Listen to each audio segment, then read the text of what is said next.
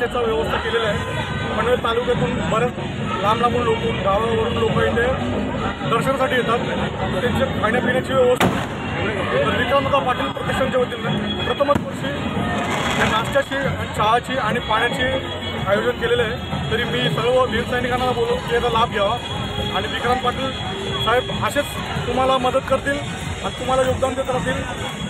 जय भीम।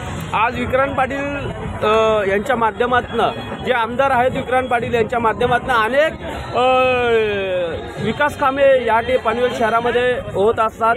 अनेक विमानतळाच्या संदर्भात, नैना प्रकार संदर्भात या ठिकाणी अनेक वेळा त्यांनी मागणी केलेली आहे सरकारकडे। याही मागण्या पूर्ण होत असताना विक्रांत पाटील यांच्या संदर्भात आपली भूमिका काय असणार आहे? विक्रांत पाटील साहेबांची भूमिका अशी आहे, खूप हुशार व्यक्तिमत्व आहे आणि प्रत्येक मुद्द्याला एकदम बोलत जाऊन गाव घालतात। तर असा एक सुशिक्षित आमदार पनवेल तालुक्याला भेटलेला आहे, तरी आमच्या सर्वांचं भाग्यच समजायचं। अजून याच्या पुढे काय बोलू?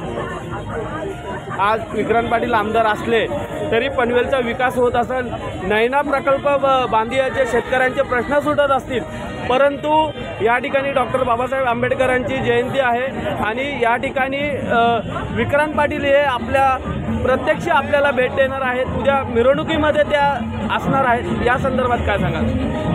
उद्या 14 एप्रिल निमित्त दादा प्रत्येक मंडळाला, प्रत्येक उत्सव समितीला आवर्जून भेट देणार आहेत आणि तुम्ही सर्व आतून वाट बघत असाल, पण आम्ही सर्व आणि दादांची पूर्ण टीम 100% सर्व मंडळांना भेट देणार आहे। प्रत्यक्ष या ठिकाणी विक्रांत पाटीलचे समर्थक जे शिंदे साहेब आहेत ते अनेक वेळा अनेक ठिकाणी संपूर्णपणे विश्वासाने प्रयत्न करत असतात। प्रत्येक ठिकाणी अतिशय उत्तम त्यांचं काम असतं, त्यांच्या संदर्भात काय सांगाल?